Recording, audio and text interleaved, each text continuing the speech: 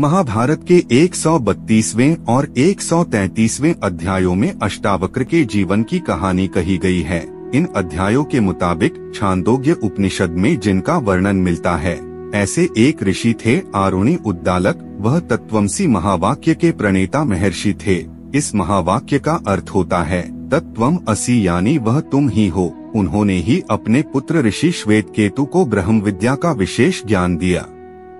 महर्षि उद्दालक के एक दूसरे शिष्य थे ऋषि कहोर। उनकी सेवा से प्रसन्न होकर महर्षि उद्दालक ने ऋषि कहोर को संपूर्ण वेद शास्त्रों का ज्ञान ही नहीं दिया, बल्कि अपनी बेटी सुजाता का विवाह भी उनसे कर दिया। सुजाता जब गर्भवती हुई तो उनका गर्भस्थ शिशु अग्नि के समान तेजस्वी था।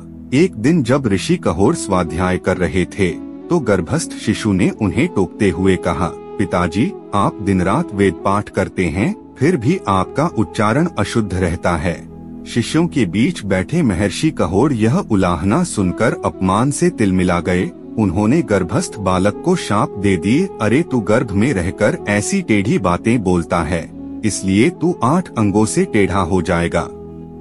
इस शाप के फलस्वरूप बालक 8 अंगों से टेढ़ा पैदा हुआ, इसीलिए अष्टावक्र नाम से उसकी प्रसिद्धि हुई। महर्षि उद्दालक के पुत्र श्वेतकेतु की आयु भी अष्टावक्र के समान थी। ऐसे में मामा भांजे की शिक्षा साथ साथ हुई। दोनों के गुरु थे महर्षि उद्दालक। यहाँ यह बात जान लेना भी जरूरी है कि अष्टावक्र जब माँ के पेट में थे तब सुजाता ने अपने पति ऋषि कहोर से पैसों को लेकर चिंता जताई। उनका कहना था कि बालक के जन्म के समय पैसा चाहिए होगा। ऋषि कहोर पैसे कमाने के लिए राजा जनक के दरबार में गए। वहाँ राजपंडित बंदी से उन्हें शास्त्रार्थ करना पड़ा, जिसमें वह हार गए। राजपंडित बंदी ने उन्हें जल में डुबो दिया। जब महर्षि उद्दालक को यह समाचार मिला तो उन्होंने अपनी पुत्री सुजाता को सब कुछ बताकर कहा कि अपने बेटे को कभी यह बात न बताना। अष्टावक्र जन्म के समय से ही महर्षि उद्दालक को अपना पिता समझते थे और श्वेतकेतु को अपना भाई, लेकिन भेद तो खुलना ही था। 12 वर्ष की आयु में जब अष्टावक्र खुद को उनका पुत्र मानते हुए महर्षि उद्दालक की गोद में बैठे थे, तभी श्वेतकेतु वहां आए। उन्होंने अष्टावक्र का हाथ पकड़ा और खींचकर दूर ले गए। अष्टावक्र से कहा श्वेतकेतु ने कि यह तेरे पिता की गोदी नहीं है। इस घटना से दुखी बालक अष्टावक्र ने अपनी माँ से पूछा, मेरे पिता कहाँ हैं? बताओ, नहीं बताओगी तो मैं शाप दे दूंगा। अष्टावक्र के दुख को महसूस करते हुए और उसके शाप से घबराकर माँ सुजाता ने सारा रहस्य उनके सामने खोल दिया। इसे सुनकर बालक अष्टावक्र और दुखी हो गए। उन्होंने मन ही मन बंदी से बदला लेने का निश्चय किया और श्वेतकेतु के पास जाकर बोले, क्यों न राजा जनक की सभा में चला जाए। सुना है उनके दरबार में बहुत सी हैरान करने वाली बातें होती हैं। विद्वानों के बीच शास्त्रार्थ होता है। हम दोनों विद्वान ब्राह्मणों का शास्त्रार्थ सुनेंगे। हमें बढ़िया भोजन मिलेगा और हमारी प्रवचन शक्ति भी बढ़ेगी। खुद भी उच्च ज्ञान के प्रति जिज्ञासु होने के कारण श्वेतकेतु राजा जनक के यज्ञ में चलने के लिए तैयार हो गए।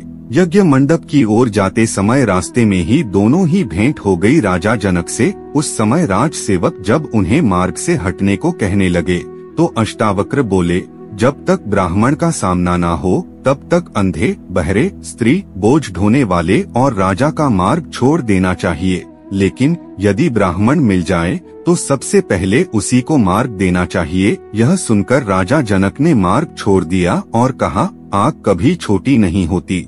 देवराज इंद्र भी सदा ब्राह्मणों के आगे मस्तक झुकाते हैं। इसके बाद यज्ञ के द्वार पर द्वारपाल ने कहा, हम पंडितराज बंदी के आज्ञा पालक हैं।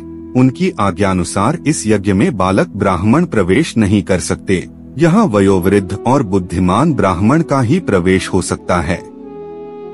इस पर अष्टावक्र बोले, हम लोग वृद्ध ही हैं, क्योंकि हमने ब्रह्मचर्य का पालन किया है और हम वेदों के प्रभाव से भी संपन्न हैं। हम गुरुजनों के सेवक हैं, जितेंद्रिय हैं और ज्ञान शास्त्र में भी परिनिष्ठित हैं। उम्र में बालक होने के कारण ही किसी ब्राह्मण को अपमानित करना उचित नहीं बताया गया है। आग की छोटी सी चिंगारी भी यदि छू जाए तो वह जला डालती है। उम्र में बड़ा होने, बाल पकने, धन बढ़ जाने और अधिक भाई बंधु हो जाने से ही कोई बड़ा नहीं हो जाता। मैं राजसभा में पंडित राज बंदी से मिलने आया हूँ। आज तुम हमें शास्त्रार्थ करते देखोगे और बंदी को परास्त हुआ पाओगे। द्वारपाल के संकेत करने पर उन्होंने राजा जनक से कहा, मैं अद्वैत ब्रह्मा के विषय में अपने विचार रखने आया हूँ। बंदी नामक वह प्रसिद्ध विद्वान कहाँ हैं? मैं उनसे मिलकर उनके तेज को उसी प्रकार शांत कर दूंगा जिस प्रकार सूर्य तारों की ज्योति विलुप्त कर देता है। राजा जनक ने कहा, ब्राह्मण कुमार, तुम अपने विपक्षी की प्रवचन शक्ति को जाने बिना ही बंदी को हराने की बात कर रहे हो। जो प्रतिवादी के बल को नहीं जानते वे ही ऐसी बातें कह सकते हैं। वेदों का अनुशीलन करने वाले बहुत से ब्राह्मण बंदी का प्रभाव देख चुके हैं। अष्टावक्र ने जवाब दिया, महाराज, बंदी को हम जैसों से शास्त्रार्थ करने का अवसर नहीं मिला है, इसीलिए वह सिंह बने हुए हैं। आज वह जब मुझसे मिलेंगे तो रास्ते से टूटे छकड़े की भांति पड़े रह जाएंगे। इस पर राजा जनक ने परीक्षा लेने के उद्देश्य से कहा, जो पुरुष 30 अवयव, 12 अंश, 24 पर्व और 360 आराम वाले पदार्थ को जानता है, उसके प्रयोजन को समझता है, वह उच्च कोटि का ज्ञानी है। इसके उत्तर में अष्टावक्र बोले, महाराज, जिसमें 12 अमावस्या, 12 पूर्णिमा रूपी 24 पर्व, ऋतु रूपी 6 नाभि, मास रूप 12 अंश और दिन रूप 360 हरे हैं, वह निरंतर घूमने वाला संवत्सर रूप कालचक्र आपकी रक्षा करे। इसके बाद राजा जनक ने और भी कई गूढ़ प्रश्न पूछे जिनके अष्टावक्र ने सटीक उत्तर दिए। तब जनक बोले, ब्राह्मण, आपकी शक्ति तो देवताओं के समान है। मैं आपको मनुष्य नहीं मानता, आप बालक भी नहीं हैं। मैं तो आपको वृद्ध ही समझता हूँ। वाद विवाद करने में आपके समान दूसरा नहीं। आथा आपको यज्ञ मंडप में जाने के लिए द्वार प्रदान करता हूँ। इसके बाद अष्टावक्र ने बंदी के प्रश्नों के उत्तर दिए और आधे श्लोक को पूरा कर बंदी को हरा दिया। इस पर राजा जनक ने शास्त्रार्थ के नियम के अनुसार अष्टावक्र को ही यह बताने के लिए कहा कि बंदी को किस प्रकार प्राणदंड दिया जाए। अष्टावक्र ने यह निर्णय स्वयं बंदी पर छोड़ दिया। बंदी ने बताया कि वह राजा वरुण का पुत्र है। वरुण के यहाँ भी आपके इस यज्ञ के समान 12 वर्षों में पूर्ण होने वाला यज्ञ हो रहा है।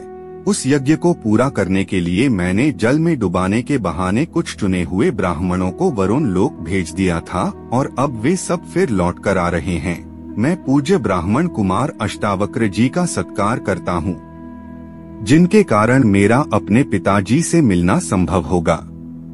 वे सभी ब्राह्मण जो बंदी द्वारा डुबोकर मारे गए थे सहसा राजा जनक के समीप प्रकट हो गए। बंदी स्वयं समुद्र के जल में समा गया। बंदी पर विजय पाकर अपने पिता और मामा के साथ अष्टावक्र अपने नाना महर्षि उद्दालक के आश्रम में लौट आए।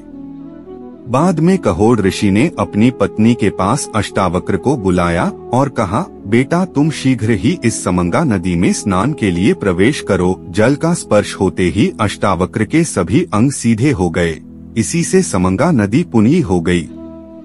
राजा जनक को दिए ज्ञान से संभव हुई अष्टावक्र गीता।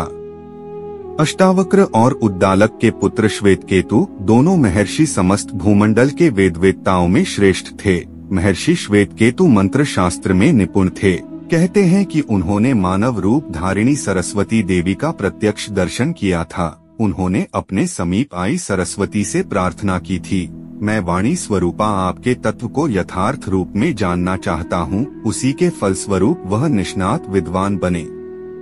अष्टावक्र वाद विवाद में बड़े कुशल थे। वह आत्मज्ञान में भी बड़े निपुण और योग विद्या में भी प्रवीण थे। मार्ग में जब राजा जनक मिले तो उनके वक्र रूप और कुरूपता से राजा के चित्त में घृणा भाव भी उदित हुआ था। अष्टावक्र ने अपनी आत्मविद्या के बल पर राजा के मन की घृणा को पहचान लिया और ज्ञान का उत्तम अधिकारी जानकर कहा, हे राजन, मंदिर के टेढ़ा होने से आकाश टेढ़ा नहीं होता और मंदिर के गोल या लंबा होने पर आकाश गोल अथवा लंबा नहीं होता। कारण स्पष्ट है कि आकाश का मंदिर के साथ कोई संबंध नहीं। आकाश निर्वयव है और मंदिर सावयव। इसी प्रकार आत्मा का भी शरीर के साथ कोई संबंध नहीं, क्योंकि आत्मा निर्वयव है और शरीर सावयव। आत्मा नित्य है और शरीर अनित्य। शरीर का टेढ़ा होना आत्मा को प्रभावित नहीं करता। हे राजन, ज्ञानवान को आत्मदृष्टि रहती है।